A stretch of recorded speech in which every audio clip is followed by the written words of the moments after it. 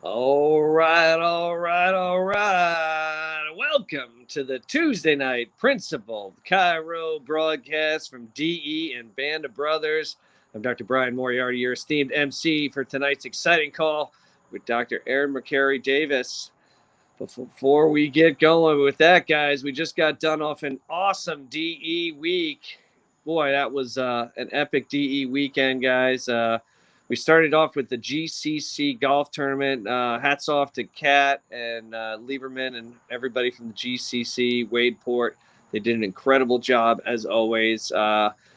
We we didn't win. Our team was me, Judson, Martinez, and Lieberman. We didn't win. But we definitely got the award for the most fun on the golf course because there was a lot of laughs to be had, and we were able to rally for our fourth place finish in 4 years. So you don't win anything for that, but you have a lot of laughs and have a good time. So props to the GCC, a very successful golf tournament. And props to Mr. Lucky, Eddie Martinez. He won like a $1,300 golf package, new clubs and golf at Bobby Jones, and then he also won 2 prizes at the student raffle at DE. So props to him. And then obviously we got into Dynamic Essentials, an epic Thursday night, great Friday, great Saturday night, capped off with our Saturday night party with the Braves winning the NLCS, heading to the World Series, and they're playing right now, and that's why I think that's where Lieberman is right now, is enjoying the Braves-Astros game. I don't know what the score is, but hopefully go Braves. And so I'm sweaty off the basketball court, so I apologize for my demeanor. I have basketball on Tuesday night, so just got off the court. We were a little pressed for MC, so ignore the sweat stains. That's why, but this is the dedication to get out of an MC on a Tuesday night call as we step up no matter what. But great DE week, guys. Really, really lives changed. I really needed it, and I was excited to be there. And then we're going to have our next DE coming up in January. It's not too soon to look at Sarasota, guys. Oh, here's our graphic here. We already got October 21st to the 24th. That one's done.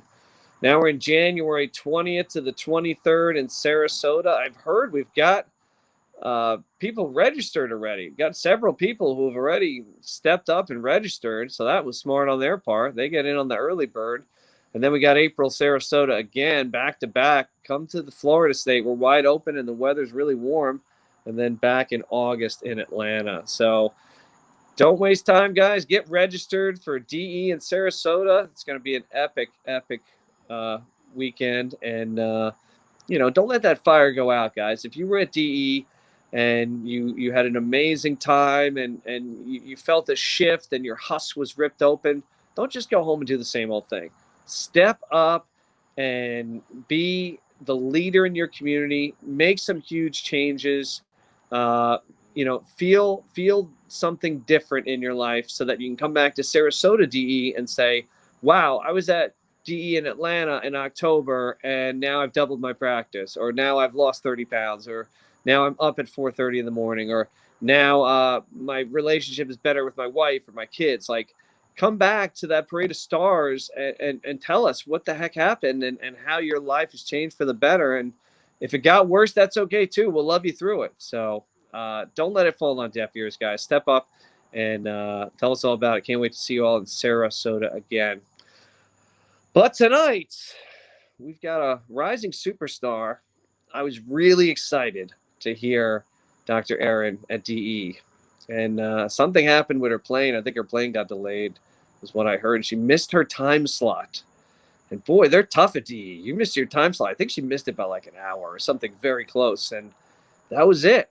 So we were looking at Tuesday night calls, and I remember saying to Lieberman, listen, Erin missed her spot. Let's get her on right now on Tuesday night call, because she's probably got a speech like already from DE. So like, it's probably not going to take a lot of effort on her part. And I just love hearing her. I think she's an amazing person. I love watching her from afar and watching her practice just grow and grow. And she's got a kick-ass practice, over 500 a week out there in Lake Tahoe. So a 2012 graduate of Life University, from Lake Tahoe, California. Give it up for Dr. Erin MacCarry Davis. Love and appreciate you, girl.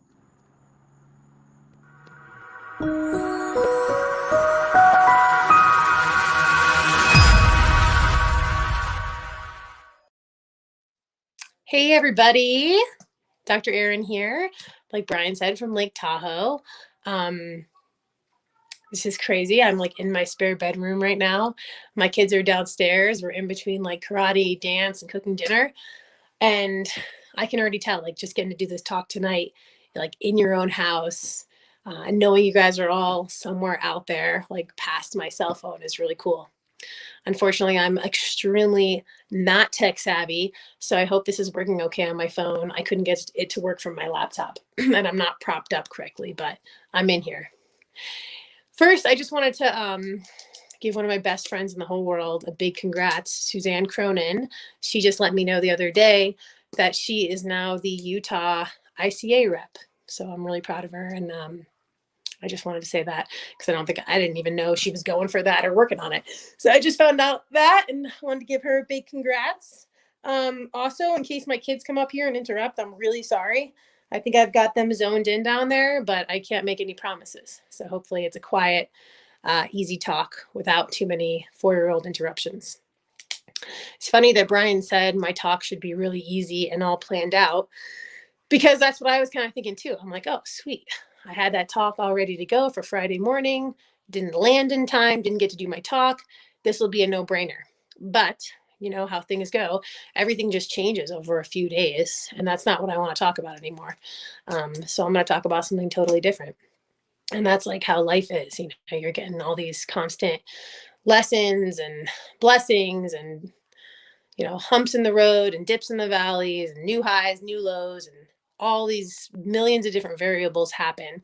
And they always happen like in between DEs, because that's how I mark my year, is like by the DE quarter. I don't always use like the regular quarters except for like financial and patient visit goals. But the emotional stuff and like the personal goals, those are all based for me like in between each DE. And DE, I mean, we've heard everybody say this a million times and they can say it in different ways. The one that like fits for me the most is DE is always my compass. So those 3 months will go by, and a lot of stuff will happen where we can't always reach out to somebody, or we choose not to reach out to someone, or we get a little bit off track. But you can always kind of clip back and open up your notes from DE, which I think it's so cool that we all have all these notebooks. I've got like 30 of them downstairs because I've been coming to DE for like 14 years. And I can open them up and it's like this amazing time capsule if I can read my handwriting, which usually I can. But you can find so much good stuff in that. I would rather open up my DE books than I would any other book in the world, except for a couple Dr. Sid books and green books. But for the most part, that's what's in these notebooks. So like I said, DE is my compass. Some people refer to it as an anchor, but basically, crap, my phone's at 20%. Hope that's okay. Basically, we have stuff happen over 3 months and then we come back to DE. And a lot of stuff can happen in between that can be really, really hard. For me, DE in August was amazing.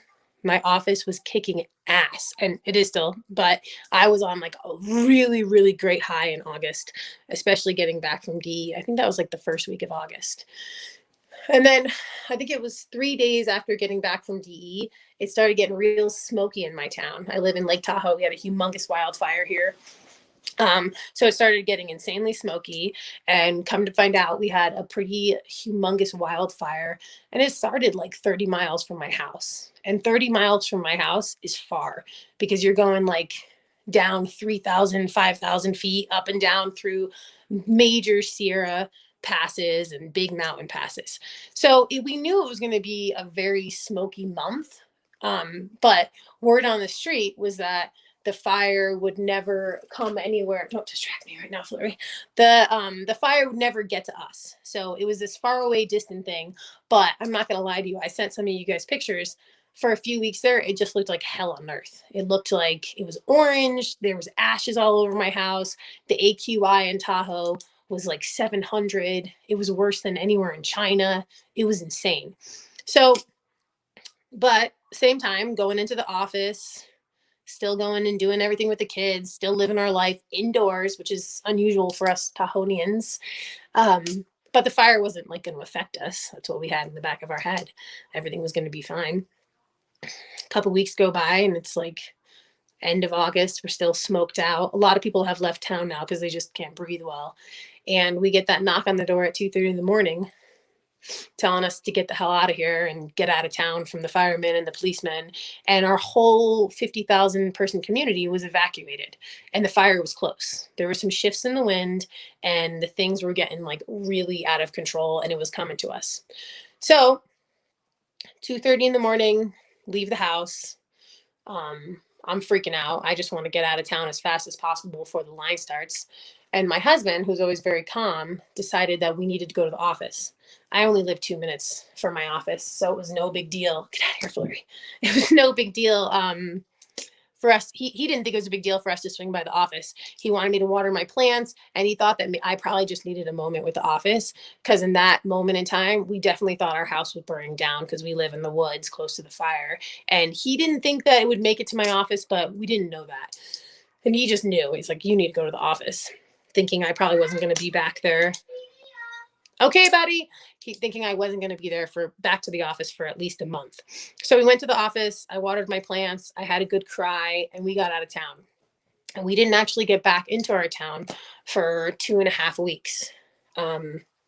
So the whole time I was evacuated, all I wanted to do was be in the office. All I wanted to do was take care of patients. I wanted to see people. I wanted to adjust. I wanted to keep working on my practice, working on serving. And I was really stuck. Like, everybody told us to relax and enjoy it and take it as a vacation. But when you think that your whole town is going to burn down, the last thing that you're doing is imagining that Hendrix, I'm doing that talk right now, buddy. Do not come up here. I don't know, buddy. You got to give me a few minutes. Okay. You can come and sit with me if you want, but you need to be quiet. So sorry, worried that distraction might happen.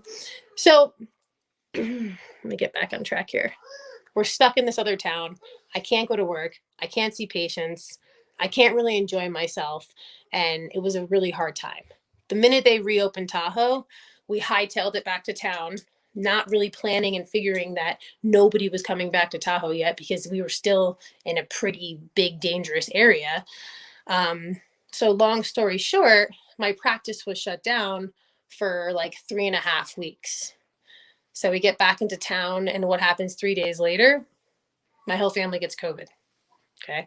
So I'm like wanting to work so bad and wanting to get back to the office, and then we all get COVID.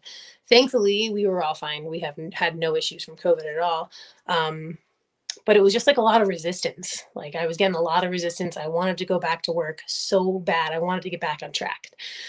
I haven't had to close the office for that long of a time period since COVID. Hold on a second. Get out of here.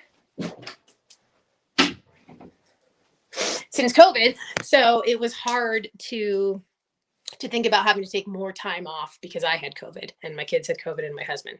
So we get back, and I would say probably like first week, second week of October, we're just starting to hit our numbers again. Things are just starting to flow. Things are starting to feel comfortable. I don't use that word, but like easier.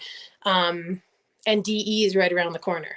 I already had like my plane booked, and I already had like childcare set up and office closure. But I just had this feeling like I didn't want to go to DE. And I don't know if anybody else has ever had that feeling where you just like don't really want to go. Normally I'm really looking forward to it.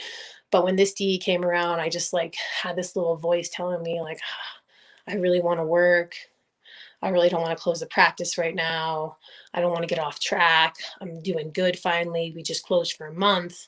So I had like that little voice telling me that. And I voiced it to my friend Zeus. I talked to him on a Friday morning and said, I really don't even want to go.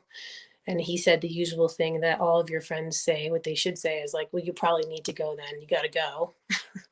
And I mentioned it to my other friend, and he said, well, you got to listen to innate, which is always hard when you don't want to do something and then you're supposed to listen to innate because you can't tell which voice is really talking to you.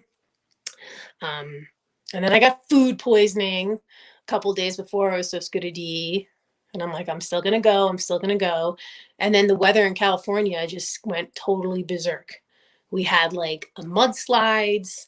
We got over 2 feet of snow. We had a rock slide. It was raining like 10 inches. Just so much resistance. And it would have been so easy to just say, like, I can't make it to DE this time. This is not going to work for me. But I knew I had to go. And I'm very grateful for my friends that kept pushing me to go or just pushing me to know what I already knew I had to do. Because, like I said before, DE is like your compass. Like those 3 months roll around, and no matter what all that crap was that I had to deal with, closing the office, having COVID, all this other pointless stuff that I shouldn't stress about, I had to get to DE. So I worked on Thursday, which I wouldn't normally do. I'd usually leave for DE Thursday morning, but I did work Thursday. And then driving down, all my flight stuff got totally screwed up. Major delays. My return flight was canceled and the weather was coming in. But I was able to like really listen to that voice inside.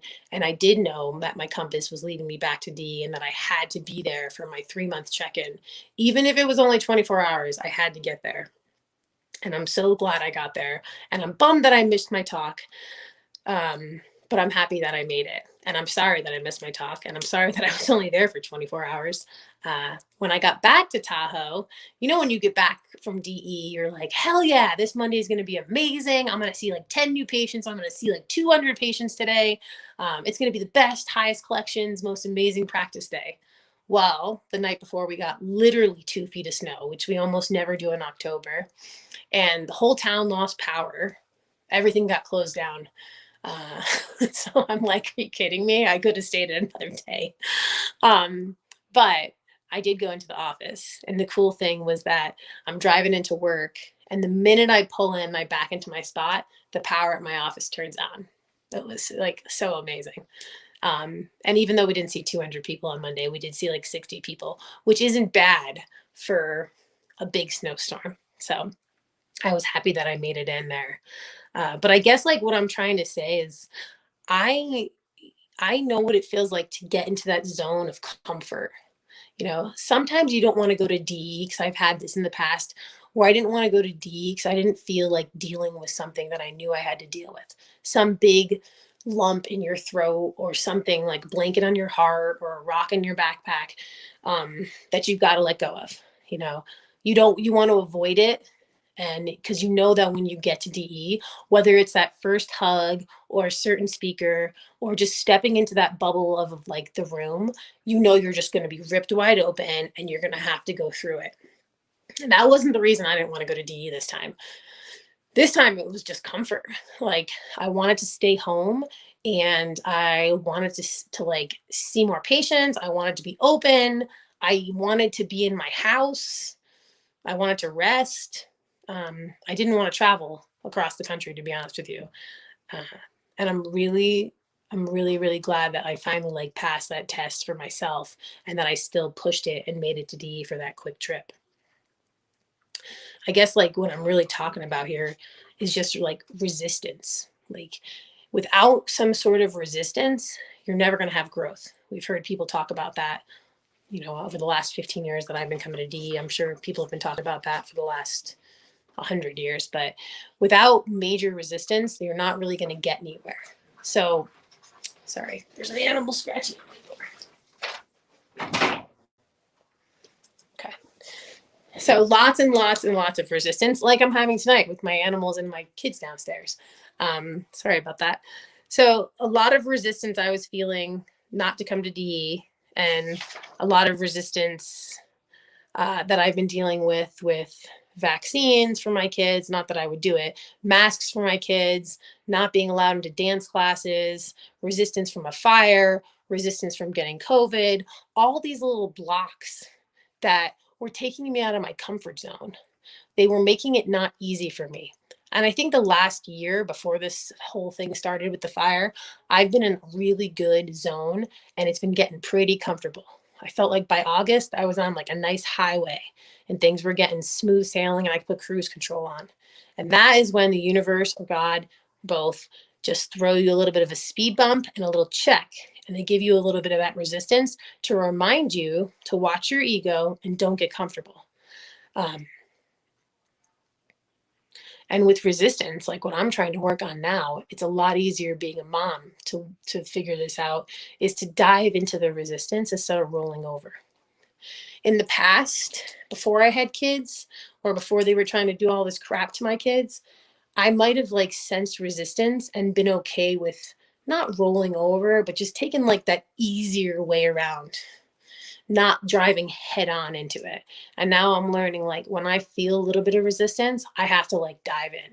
People are going to be more attracted to you when you're diving into resistance than when you're rolling over. That's for sure. So I've been diving in lately, and it hasn't been easy, and it certainly hasn't been comfortable. You know, I've gotten reported quite a few times to OSHA. That's what I'm dealing with right now, because I'm not making patients wear masks. And my kids have gotten kicked out of like 3 different preschools because I won't let them wear masks, and they're very vocal about it. But I'm still diving into that resistance as much as I possibly can, because I don't want to roll over anymore, and I don't want to be quiet, because I know that since I've been living like this, things might be harder, but the reward and what I've learned along the way is worth it. If I hadn't been like doing my checkpoint at DE every 3 months, and like my fellowship with my really good DE besties, where we kind of check in with each other, I would not have been able to handle this at all. But one thing I also think I've been doing with this resistance is I build it, build it, build it, build it, build it. And then it's not easy at home, or it's not easy to relax. So I'm working on like building up my resistance and then letting it go. And not letting go what you're working for, but like letting your body go, letting your heart go, because you don't want to be in this constant state of mind all the time. I also have to listen to the song Let It Go by Elsa about 1,700 times a week because my daughter is obsessed with it. So I say those words, let it go, and I hear those words all the time. So that's another thing I've been working on with my resistance, is making sure that I let stuff go in between. So it's like build up and resist, fight, fight, fight, and then let stuff go. Not let it go, but let stuff go so that you can keep up with that fight and keep moving on in the right direction. I know last October DE, I was able to share with you guys about kind of the hardships I had having my twins and how difficult that first year was their life. And I'm not kidding. I am so grateful that I got to do that in October last year. That's a monumental change for me in my life, because after sharing that with you guys, I can say that my practice doubled. And I can say that my office changed, and the way I serve changed, and the way I love changed. I had no idea how much I had like built up the fight in me and the survival mode, and how much I hadn't let go. So I really challenge you guys and like encourage you guys to make sure that you find someone or find some sort of outlet where you can let stuff go and move on and love yourself, because you deserve it. And you need to, we need to go to every single D, even when we don't feel like it. And you need to have friends like my friends that reminded me, like, no, you have to go. And even if you can only go for 24 hours, just get there. I don't know what it is. I don't know what it does or how it works for me. I don't know. I wouldn't even try to understand or explain it. I just know what it makes me feel and what it does to my heart and what it does to my friendships and my family life and how I serve my patients. But you know, there's like 4 sides to that compass, and there's 4 DEs. So just keep working through those 3 months and then get to D. Work through the 3 months and get to D, and just keep going around that circle, and make sure along the way you dive into the resistance and then let it go. That's you know, I've done both. I've like just done the resistance and I've just worked on the letting go, but I don't think I've done both of them together. I think that's all I have to say. I feel like I was very distracted on this call with my family down there, so I apologize if I was. And the other thing I want to say is go into your like bookcase and find your old DE notebooks. I know I already said that before, but these are like just gems in here. I don't think I'm going to ever have to look up anything to talk about or like think about when going to DE. I can just open these notebooks, and it's cool to see how you felt or how you interpreted something in that time. So I want you guys to open up your old notebooks. I pulled one out for me from 2009, which was pretty cool.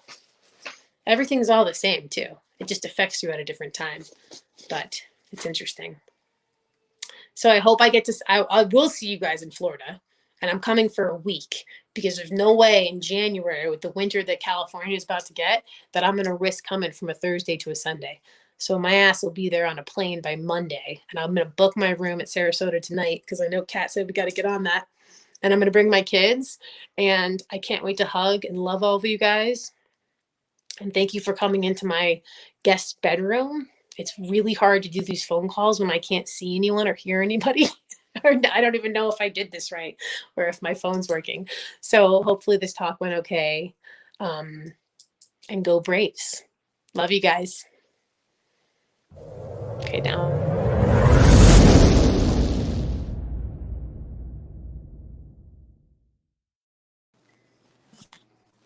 Am I on? Erin, great job, girl. Am I on, or did I go okay? Okay. Are we live? You're on. Oh, you're we're on. live. Okay. We're live. They can still hear us. Sorry, guys. Yeah. You did a great job. Love the kids, man. Yeah, and the cat. I'm blind right now too. I'm like trying to see if my cell phone's working. I feel like a grandma. Well, you don't look like a grandma, so there's that. And you gave an amazing talk. So thank you so much for doing it tonight. You were awesome. I know that a lot of people were loving it. If you love that, give her some hearts, give her some comments. Give Erin some love. I think she did an amazing job. And here come the comments. I can't see him. That's okay. I can't see you. You're totally in the dark. I feel like I just see I'm talking to like a black screen and like a voice is talking. So I don't know what's going on with this, but I'm seeing a lot of comments here and everybody loved it. So I think you did awesome, girl. So great job tonight. Apparently the Braves are winning, so most of the family is happy. And book that hotel for Sarasota. I like that. I'm gonna book mine too. Yeah, let's book our hotels and let's get there. No fires are going to stop me from getting there, and I won't miss any more D's. Just like Paula says, get to all four, no matter where you're at. Get to all four. I open up my calendar, put it on there, and nothing's going to rock off of that. So yeah. All right, I'm bringing my kids too. We'll have our kids play together. It'll be a great time. Right, perfect. Awesome. So, all right. Thanks, Erin. Have a great night. Love you guys. Thanks everybody for being on. We'll see you next Tuesday night. We got Life West student Armani Rivers making his debut on the Tuesday night call. You won't want to miss that one.